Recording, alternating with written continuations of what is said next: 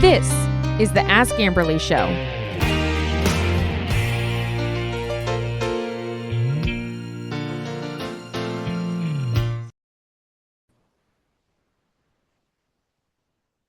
All right. All right. Well, how are you doing today? I am well. It's move-in weekend in higher education. I'm a educator at a university here in California, and today is freshman move-in day, the first of 3 days for freshmen. It's my favorite day of the year. Wow. Yeah, that's wild. Gosh, I remember moving day. It's people from all over and, it's chaos, but in a good way. It is, and it's fun for me to watch the parents be in agony and the new students wishing their parents would go away and not wanting to go away and That's true. dragging all that needless stuff up the steps and waiting for the elevator. It's really quite human and lovely for Yeah. me. When we're done here, I'll spend the rest of the day on campus. Uh, Yeah. just with my name tag being helpful to stressed out families. Well, So that's that's what the day good. looks like. And I hope your day is going well as well. Yes, yes. Not as chaotic as yours, thankfully. For once, no. Today is Should I be addressing you as Dr. Carter? How do you prefer to be addressed, You please? can just call me Amberleigh. Okay. No, you're fine. Thank you. Yeah. Thank you. Okay, so we'll go ahead and jump right in. So, Okay. Bradley Thomas Smith, you are the author of Free Fall, 2 decades of rock and roll and addiction. So, um, your book is so fascinating. And, by trade, you are a clinical psychologist. Is that correct? Mhm. Okay. And In California, a psychotherapist, there's an oh, important distinction. In public yes. media, I have to make sure that that's a, a correct distinction. So I'm a psychotherapist, a multi-licensed psychotherapist. Okay, great. Is it fair to say that you work with students. So is it in particular, is it an array of things or is it mostly addiction and things like that you're working with? So I moved to the broader cohort called emerging adults, about Hmm. 16 to 28, Okay. largely because I wanted to be the help that I needed when I was that age. And Mm, so my university role, I'm the at-large community mental health advocate and substance use disorder specialist. hmm. In my private practice, I have a wide range of clients, but emerging adults is who I like. I'm really Hmm. interested in that time period. So I do work with Yeah. yes, so I do work with quite a few students.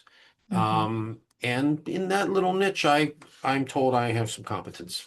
Yeah. Oh, well, that's great. Well, yeah, I mean, even in your book, it's so interesting that, you have this interest in music and you currently are still in a band. Is that correct? Yeah, Yes. there's a So, little practice studio downstairs here at the house, and hmm. uh, we have a student-led band for students that are in recovery from various mental health and substance use disorders and toxic relationship recovery. And there's a recovery band on campus. It's really quite good.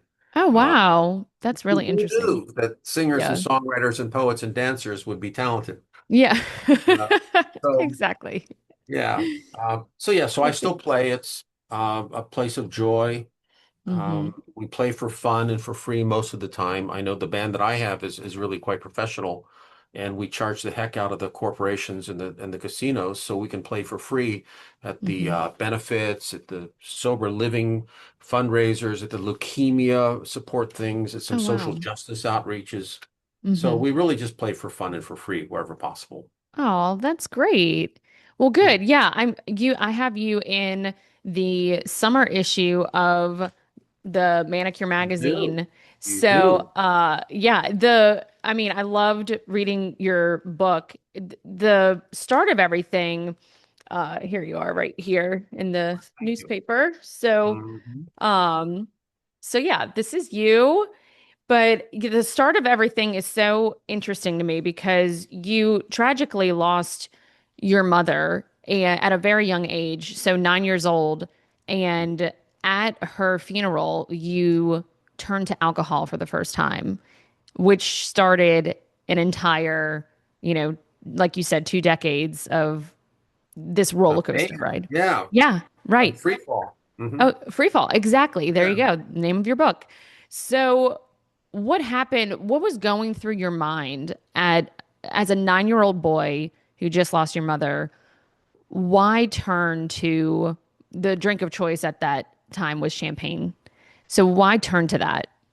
So my sense is, Amberleigh, that it turned to me. I was just a Mm. lost little boy who had no Mm-hmm. capacity to understand what was happening to him, other than this Right. profound idea that something awful had occurred. Mm-hmm. Um, and there were all these grown-ups around drinking and eating and talking loudly, and there were these flutes of champagne. And Mm-hmm.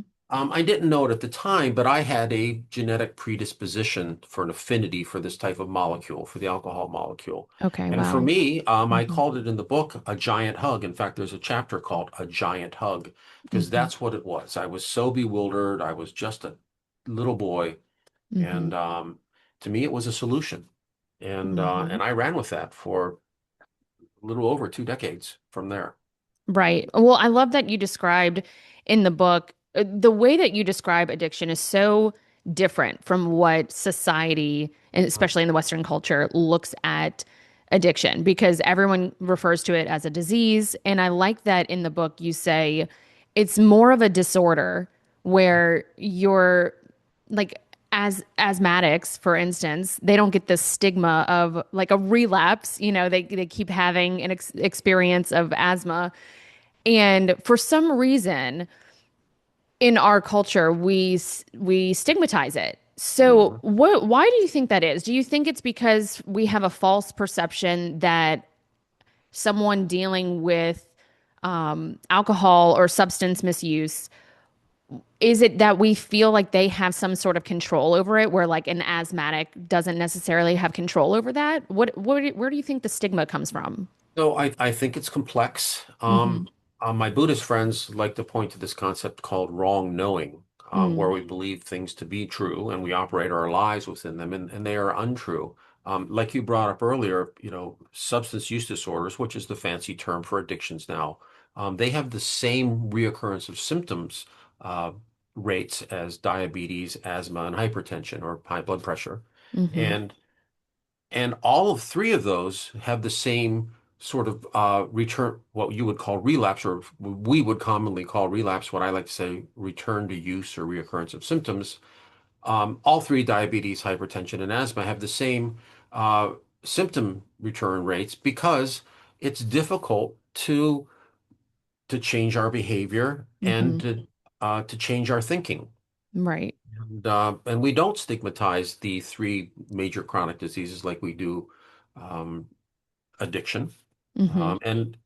And you brought up this idea about it not being a disease in the classic sense. While it may mimic some top level processes and Mm-hmm. characterizations, we know it's not really a disease because if it were, it would be the only disease that we treat with punishment. Mm. And I mean, I just can't imagine punishing somebody who fell out of remission for leukemia. I mean, Right. I don't know that our society would countenance that.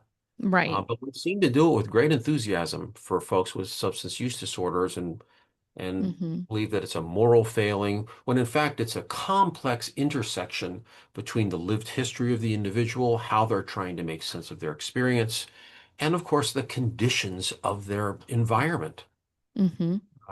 It's very different for a student that was in for I'm sorry, for a young person who was from an intact, loving family with resources versus a Right. runaway from a foster home.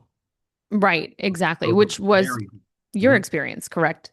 Well, I was in an adoptive home after a foster experience, Mm-hmm. and they meant well, and they did what they knew to do. Of course, time is a great softener, Mm-hmm. and I think that I did what I knew to do with this powerful agony within me. And Mm-hmm. uh, and I wrote the book, the first 30 or 40 pages, as a sort of primer, a cliff notes, a short story on what is addiction, what are the socio and biological and philosophical intersections that can propel this wrong knowing, Mm-hmm. kind of set up the reader for the crazy music part of the story. Because I wanted, in fact, it's being used in some substance use disorders counseling programs now as a textbook in the front. That's some required reading that some professors are using. Wow. Yeah. I mean, the musical part is so interesting. And even you talking about being in New Orleans and, Mhm, at Tulane and all of that, it mhm, was just so interesting to read. But the beginning of the book, too, you describe addiction in such a unique way that I've never heard before. Even with my, minimal experience with, I minored in psychology and mhm, neuroscience in college, mhm, but it just wasn't explained in this way. And I love you explain it with such compassion and I guess also empathy because you've experienced it mhm. yourself. But it's Yes. so also intelligent the way that you describe it. So for because people just really aren't educated in it. You just you see it or you experience it with either yourself or somebody in your family or your friends or whatever and it you really have a grasp of it and it's probably because you've experienced it firsthand. So one of the things that I found so interesting was it was five different things that you said people turn to alcohol or have an addiction in general for. It was to soothe, to connect, to compensate, to detach, and to punish, Mhm, or I guess and or. So, mhm. what was your experience personally? What do you think you were after? Well, as the little boy, he wanted to be soothed. There was Mm-hmm. just extraordinary dissonance that was crippling, and I had to find a way to deal with that. Mm-hmm. Um, to compensate. Our culture is built on uh, hurry up, don't be left behind, get something you deserve, fear of missing out. And I had to compensate somehow because I was missing out. I didn't have a mother. Mm-hmm. Um, and remember that death rippled across the adult uh, dimensions of my world too, and a lot of dysregulation occurred. Mm-hmm. And understandably so now, but at the time I had no emotional literacy for that. And so Mm-hmm. I needed to compensate. I wanted to connect. And let's face it, after 3 beers singing Brown Eyed Girl, as a middle school boy, you're connecting. Yeah. That worked for me. And everybody's singing sha la la la la la la. It's a Hmm. good, it's a good vibe. Right. So, also to detach, because one of the features we know about addiction are those that have a genetic vulnerability to it. Now, genes Mm-hmm. aren't destiny. We may get into that. Mm-hmm.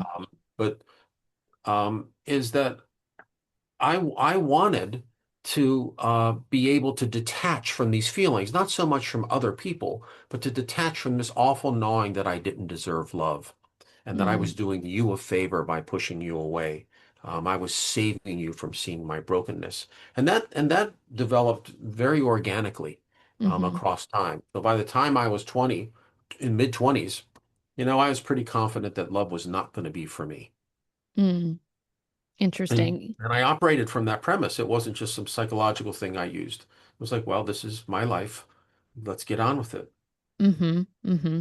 Yeah. So there's one part that you said that was eye-opening for the reader, from my perspective, is that people who misuse alcohol or are suffering with addiction, they are deceiving themselves. Mhm. And so often, if you are in the life, I guess, in the realm of someone suffering from addiction, you experience it as like, well, they're lying to me or they're not being honest with me. But what you really nail down is that it's a self-deception from their perspective, from Mhm. their experience of it. And then everything else around that is an expression of that self-deception. Absolutely.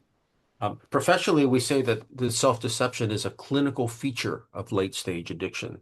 Mm, Something has gone awry with our value calculator, and we can no longer discern between between safety and comfort and craving.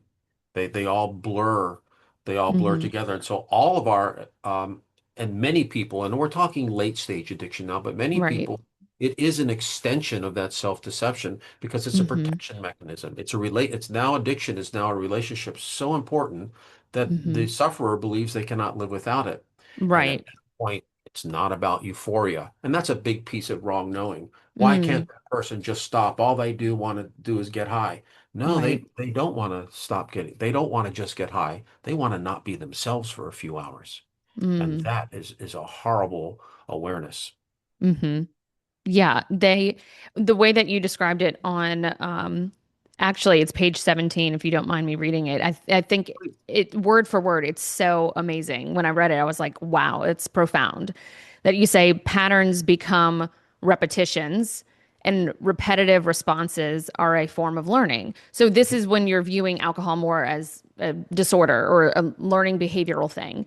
Mhm. So as in autism, repetitive coping behaviors are frequently misrepresented as the source of the problem rather than as attempts at solutions.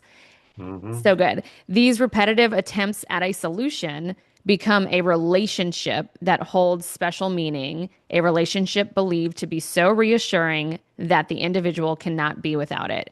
That is fascinating because it's not even the way that you describe it, it's not even just the addiction, it's in other things that you see, disorders that you see, that these things, behavioral things that we look at that we're like, well, why are they doing that? Like, just stop doing that. The person experiencing it is seeking a solution. It's not the problem. The behavior is not the problem itself, right? That Hmm. was just profound, the way that you described that. So interesting. That has been our experience, and I would ask you to at least consider that I'm not alone in this feeling. All of Hmm. the best thinking that I can think of, that I'm associated with, and many conferences and ongoing trainings, etc., believes that most human beings don't wake up in the morning and decide how they can sabotage their lives. Right. They are looking to make sense of their experience, and they will Hmm. use the tools that they have.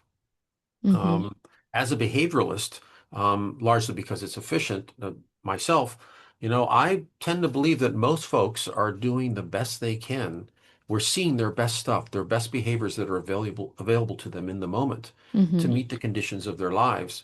And when I see someone suffering from a mental illness or a substance use disorder, I see somebody's daughter, somebody's brother, an uncle, a father, a sister.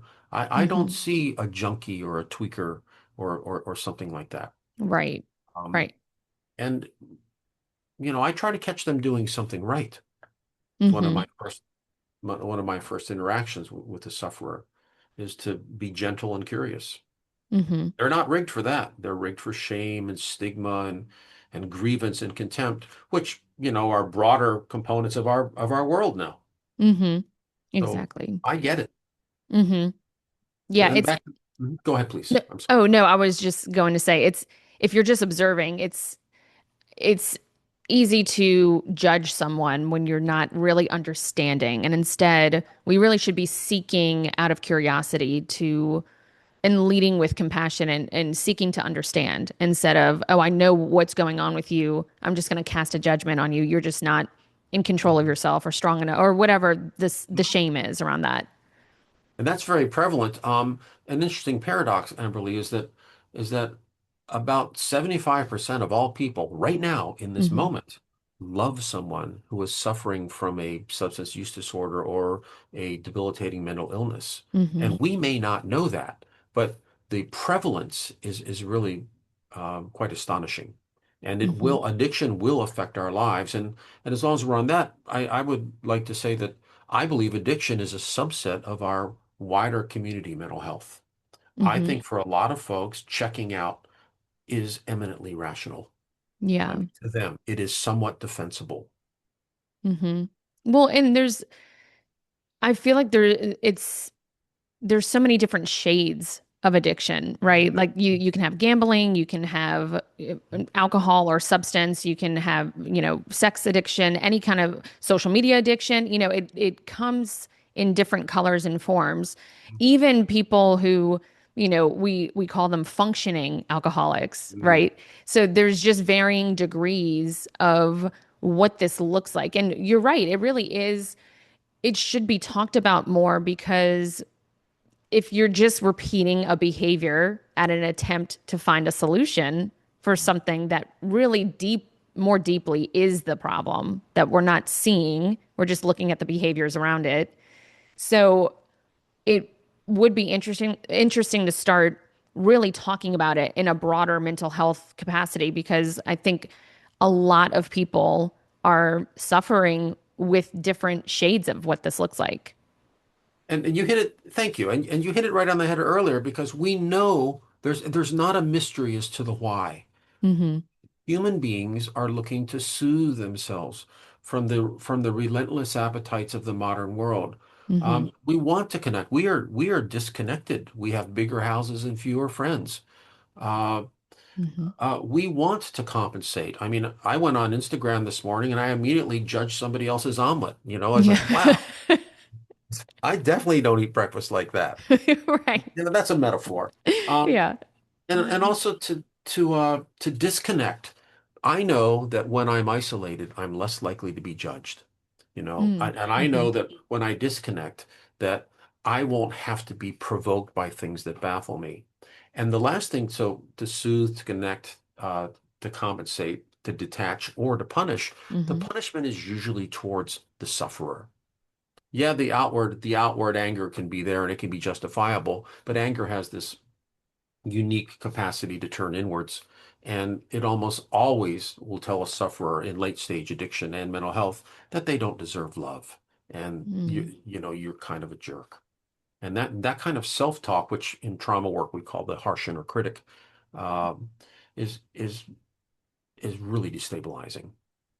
Interesting. So, do you think that there is any kind of trigger for this? So, I know you talk about trauma in your book, that there are, I think there were three. It was traumatic childhood experience, mental illness, and economic insecurity as significant predictors of substance misuse. More significant than the availability of drugs.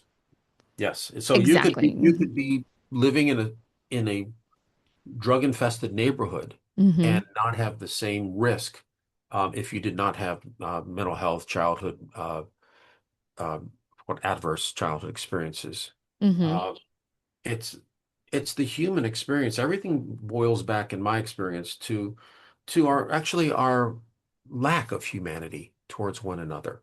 We are Hmm. meaning-making creatures. We must create some sense of ourselves in the world around us. And many of us, if we're honest, myself included, aren't as safe as we'd like to feel Hmm. psychologically or economically or physically.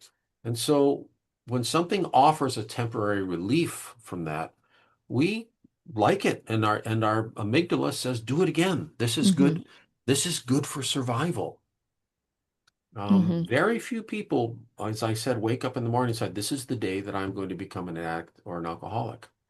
Two Right. words that we don't use in counseling anymore because they're just so freighted. They're so neurolinguistically stigma provoking. Hmm. That's a very good point. Yeah. So, well, and especially when you're 9 years old and you're trying to deal with a traumatic experience that's beyond your capability to Mhm. withstand that Oh, stressor. yeah. So when that's happening, that's what the trauma is. It's that experience Right. that the stressor is larger than what you can actually take in that That's the moment and handle. definition. You Right. know the definition, yes. Yes. So it makes sense that you turn to something that is going to soothe you, just like the adults in the room were doing, but Hmm. you Oh, yes. turn to it because you were experiencing the trauma in that moment. And so when you attach to what that thing is, the warm hug or the big hug that you Hmm. describe, of course that's going to be something that you want to keep repeating over and over and over Yes. again to take the pain away. It's really a painkiller. Well, I made it a point to get more of those giant hugs and a drink. For Mm, me, that was just a technique. It was a tactic. It was eminently hmm. rational. Mm, And of course, I didn't tell anybody. right. And then I figured out how to do it. Hmm. So what happened from that moment on? You're at your mother's funeral. What happened in your life from there? Where did you go? Where did you live? What did you experience? Bring us through that. Well, in developmental terms, and I want to say that the book, I made it a point to write this book with some some of the latest thinking and more humanism in the first Hmm. 40 pages or so, and then the backstory of what it was like culturally and historically at that time. Because I Right. didn't want to write a book, well, I did this exotic drug and then this Right. crazy thing happened, and as Rodney Dangerfield says, I woke up with some kid with an accent playing with my feet. Right. I didn't want to write that book. Right. I wanted to write a book that said how could somebody literally live for a song, which is what I did for 20 years. Mm. Uh, and so what that looked like was the family told me that I was a strong boy and I'd get over it and I needed to be strong. I had very little support, and I'm not making that an indictment to them. They were doing what they knew to do at the Right. time. And I quickly figured out that mom had Hmm. left me somehow, and it was probably my fault. Mm. That Hmm. I needed to figure out a way to become so valuable that I could not be abandoned again. And I Hmm. looked around me and I had my little AM radio, and it was the Summer of Love and Hair and Hmm. Godspell and Tommy. Hmm. And I mean, it was a Jesus Christ Superstar. There was all this stuff going on. I said, this will work. Yeah. And I had some innate musical talent. And so by the time I was 12 or so, I knew what I was going to do. I was going to be a famous rock and roller. And it made absolute sense to me. And I did everything in my power to make that come true as a young man. I mean, I And really went for it. from 9 to 12, were you still finding alcohol to Oh soothe yeah. you? But it was Interesting. very intermittent. Hmm. Uh, and I mean, for me, it was just the thing to do. It was Hmm. the only thing that made sense. The family didn't talk about it. Of course, the family moved, dad remarried. Hmm. Uh, all the things that an American family would go through. I don't know that I had this terribly awful childhood. I Hmm. know that I did what I needed to do to soothe and to connect and to compensate Hmm. for my unlovability, for my just dismay and bewilderment about why mother had left, and uh, and I wanted to connect with people because when I was connecting, I wasn't thinking of those other things. So Mm. that became a policy. Now, remember, I didn't structurally make this a strategy. I just kind of found my way through it. And so by the time the teen years were around, I was a pretty fun guitar player who managed to drink a few times a week and nobody caught him. Mm. Hmm. And it just escalated from there. So And from 12 to 16, did you live with your father? Where did you go from there? so we changed cities, and I lived with my father and my new mother, which I would later discover is my third mother. I still didn't know at that time that I was adopted, and which is a whole nother thing clinically, because when we Hmm. do intakes or assessments with adopted people, we assume a substance use disorder or a mental health dysregulation in the parents of origin until we can rule it out. Mm. Um, and as it turns out, and I share a little bit about this in the book, I did later in life find my birth parents, and they were enthusiastic drinkers. And Very interesting. they're both deceased now. Okay. But uh, from 12 to 6, back to your question, though, from 12 to Hmm. 16, this was about prepping for my absolutely certain uh, ascent into rock and roll stardom, which to me made sense. I Hmm. wanted to be a star. And not much different than young people today, wanting to be TikTok influencers or YouTubers or dancers or Hollywood folks. It's an eternal longing of the young, it seems. Hmm.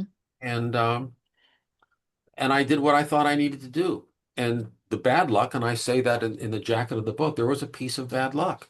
There were reasons to believe. I mean, I was able to turn a song together. Uh, Hmm. I was able to play multiple instruments. Most importantly, I think I was able to be relevant. I didn't make it always about me. I Hmm. tried to see what other people were encountering and find the similarities. Your life is so nuanced, so when you're going through those years into your teenage years of seeking out this rock and roll um, life, this career, this lifestyle, what happens when you're 16? Is that when you found out that you're adopted? What led you to emancipating yourself? Well, I found out I was adopted. I was already playing in bands. I mean, we played our first gig in eighth at the big eighth grade dance, and Hmm. by 16 rolls around, we're playing volunteer fire halls and community buildings. Rock and roll is a big time thing. Mm-hmm. This is the mid 70s. It was a different time. And I mean, and rock and roll and musicianship had credibility still.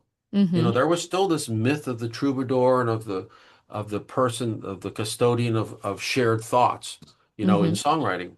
And so and and home life had degraded. I was told, this is as long as I can remember, that I was a difficult child and that I had bad instincts, and that I was perhaps evil and Satan had his hand in me. And these were messages that stuck. Right. And at some point you get comfortable. People tell you who you are long enough, you start to consider it. And as a boy, again, I didn't have defense for that. But I did know that if I drank and I put on my Gibson SG and cranked it through a Marshall stack, my problems were solved for a while. Mm-hmm. And that's where I found myself. And so at 17, I just couldn't take the house anymore. And it was an inappropriate home life. I Mm-hmm. want to be kind to folks. There's no upside in animating past grievances. But much of the work I do now is informed uh, by my experience of omission and of absence of care. Mm-hmm. It's like we say in higher education. One of the reasons I have good reviews as a professor is because I had so many bad ones. And Mm. I was sitting in class going, I will never put my class through this. I will never read another PowerPoint slide again. Little things like that. So Right. by the time I was 17, I figured out how to run away. I didn't know what emancipation was. I just Mm-hmm. knew that I was going to get out, and figured out how to do it because that was the world I came from. I had these books and these American myths about bootstraps and can do, and I was out of there, and I Mm-hmm. pulled it off. And Mm-hmm. along the way, somebody decided, well, we need to sue your parents. And I just went along with it. And so it wasn't me seeking emancipation. It was the fact that I was going to be sent to reform school if I was not emancipated. So it became Mm-hmm. a tactical issue. Mm-hmm. So a friend's father got an attorney, and the ACLU got involved. Can a child from a middle class family run away from home and then sue his parents for support? That was Mm. actually the legal kernel. And the court said no, but there were mitigating circumstances, and I was emancipated 2 months after I turned 17 years old. Mm. Didn't see it Okay. coming, but I loved it. Suddenly Mm-hmm. I was off the hook for reform school, Mm-hmm. and I still had senior year to pretend to go to. So Mm-hmm. music was there, though. Music was always there. Music simultaneously saved my life and destroyed it. I Mm. think you probably hear that duality often. Yes, You know? definitely.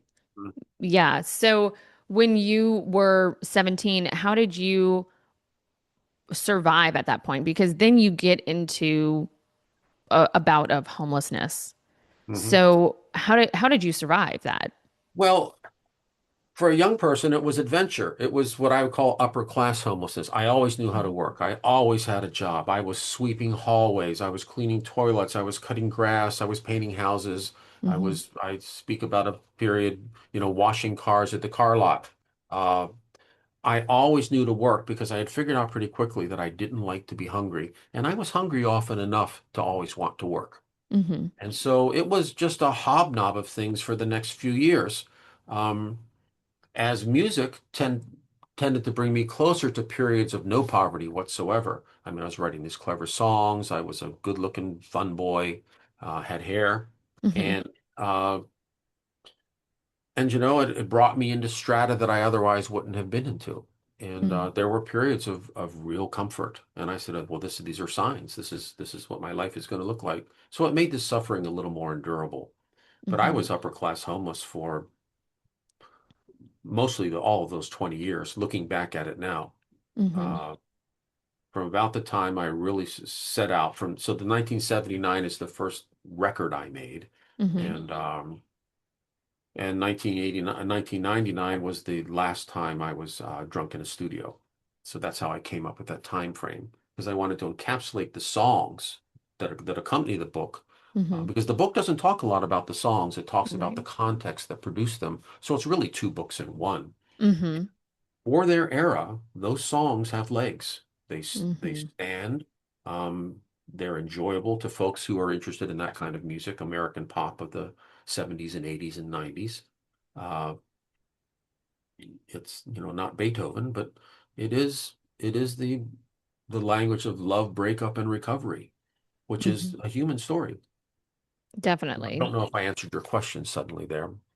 Yeah, Uh, no, and it brings me perfectly to the moment that you experience homelessness, you're on your own, you're pumping out this music. When is the moment that you said in 1999, what clicked for you in the moment of saying, "Okay, I'm done. I'm going to have my last drink." What was that like? well, I never really had that moment. It was just Mm. suffering to the point of ending my life. There, I tell the story at the end of the book, about how I just went from cruelty to cruelty to cruelty. And at Mhm. some point, I figured out that it really made eminent sense to just end it all. Mhm. And I had every intention of ending it all. I did not seek my recovery. It didn't occur to me to go after it. It didn't even occur to me to really ask for it because I didn't deserve love. I was broken and my Mhm. run was up. And there's a chapter called Incomprehensible Synchronicity. And that's what I call, as a not a particularly religious person, but as somebody who believes that there is this, what I call an incomprehensible synchronicity that my Mhm. little brain can't wrap its mind around with mere language. Um, there was an intervention and it was cosmic. And I Mhm. remember it like it was this day. And I don't really have good words for it at this time, but Mhm. I do share it with the people I try to help. And this book is that too, to say, look what we can do, in the service of trying to create our trueness. And that's what Mhm. I was doing this whole time, is I was trying to create what I thought I was true at, and it turns out what I thought was true at was is what would destroy me. Mm. So I ended up in a dump, sleeping in a dumpster, bruised after a beating. I mean, in a steel dumpster behind a famous restaurant in Venice Beach, Mhm. walking to the ocean that morning to just walk out until I drowned, and something happened. Amazing. And Divine that's where the book intervention. ends. Yeah, I mean, Mhm. there's a little glimmer teaser chapter called Glimmer, because the Mhm. next book will explain what the heck happened, because I didn't manage it. Giants got put in my path. Mhm. Opportunities opened up that I clearly couldn't have imagined, let alone believed I deserved. Mhm. And I just did the work. I kept it simple and did the work. Yes. And I never relapsed. I was incredibly poor for many years and Mhm. didn't care, because Mhm. anything was better than that suffering that I had put behind me. In, Mm. uh, in the 12-step rooms, and I'm not a member of a 12-step organization anymore, Mhm. they call it the gift of desperation. I Mm. was desperate, Yeah. was in fact a gift. Mm. Last two questions. You said that trauma is transgenerational. So even if your grandparents experience something traumatic, it shows up, it can show up in you. So explain that. How does that work? So this is part of the newer thinking about trauma. Mm-hmm. Broadly, trauma is classified as capital T and small t trauma, and no one is exempt from it. And I do Mm-hmm. think our trauma conversations, particularly on social media, have become oppressive. Not everything is trauma. Right. But transgenerational trauma is this idea that how we responded to our personal trauma, in fact, encodes in our subtle behaviors and our pre-perceptual ways of dealing with the world around us, and is in fact Mm-hmm. transmitted to our offspring. Gabor Mm. Mate talks about an episode that happened to him in Budapest, Hungary in 1942, when his Mm-hmm. mom took him to the doctor to say, there's something wrong with my baby Gabor. He's crying all the time. And the doctor said, all the babies are crying. The Nazis are here. And Mm. so the babies didn't know anything about the politics of it all, or uh, and then that's transgenerational. That's how Right. the apprehension can seep through into um, further generations. And broadly, we think that transgenerational trauma tends to start to dissipate around the third or fourth generation. It's not linear forever. But Mm-hmm. this is rooted in the idea of epigenetics, how our genes respond to our environments. And I use it in the book. I use an example of how a grandson of and I've seen this in my own classrooms, how the grandchild of a Holocaust survivor could have had a wonderful life, intact family, diet, economic privilege, and still be deeply apprehensive. Hmm. Yeah, that's so genetics, that topic is so interesting because it's so variable, but then Hmm. it's so matter of fact at the same time. So it goes both ways. So it's just fascinating that your grandparents can experience something and it shows up in you, and even regardless of your lifestyle or how you were brought up and things like that. So it's just very interesting, Well, especially when it comes to addiction. while we know that genes aren't destiny, virtually all of us at some point in our life go, gosh, I turned out a lot like my mother or a Mm, lot like my father, even though we probably spent decades trying to individuate, hmm. many of us at least. But I'm, Well, go ahead, please. yeah, no, well, you especially because you were adopted, Hmm. right? So like, how would you have picked up that that affinity for alcohol that your birth parents Hmm. have that you weren't ever exposed to until, much later in life, and then it dawns on you, that's fascinating. Uh-huh. Well, my mother was a beloved professor at a major university, and my father was an ocean-going tugboat captain, and I'm a sailor and a educator. And Wow. all that unfolded without me ever meeting them. So, Hmm. so that is a one aspect of what we know as epigenetics. Right. Yes. And it happens to all of us. None of us are immune. Exactly. They say that, DNA is more of an antenna, but then there's, you can understand that if an antenna is, 100 yards away from you and it can pick up the signal. But when you're never really physically around somebody, that's when, consciousness can come in, and the metaphysical part or the quantum part of how information gets passed through generations when you're not even physically around them. So I like this. it's fascinating. Yes. And I know that's an area of your interest. And Oh, yeah. I know I Hmm. long for the old times when there was just one universe with no center and no edge. It seems much Right. simpler then. Yeah, exactly. Now there's a multiverse and, all the Yes. discoveries. Quantum So, foam. Yes. yes. So my last question for you is, what do you think? I know, and you touched on this, and I know Dr. Gabor Mate touches on this too, the need for authenticity in our culture. Do you think that there's a connection to being authentic and the propensity for addiction? Like the more authentic you are, the propensity for addiction declines. Do you think there's a correlation there, I in think your opinion? I think there can be. Uh, Mm-hmm. I know that authenticity is the flip side of risk. And we've become Mm-hmm. very risk averse in our personal lives. And remember, capitalism has permeated into our relational styles. What's my return on investment? What's the Right. least I have to do to get the most out of my relationship? And Mm-hmm. that's a poor prescription. And I think authenticity is the aspect of courage in the modern world. I think it's an act of resistance. I Mm-hmm. think it's the way we stand up. In fact, if I'm to be fair to you, it's how I found you because I Mm. looked at what you were doing with MANiCURE and how you were emphasizing different ways of making sense of experience and what healing would look like and what care looks like, and what Mm-hmm. disease doesn't look like. And I Right. thought, wow, that's authentic. That's courageous. I mean, that magazine, MANiCURE, I mean, in the big scope of things, it's madness. And and I was Yes. attracted to it. I thought, well, look at that. I'll go here. And Thank you. I can't be the only one, but it was your Hmm. authenticity that brought us to this moment. And Hmm. that's an act of courage in my view. And Yes. Thank you. courage bores with addiction.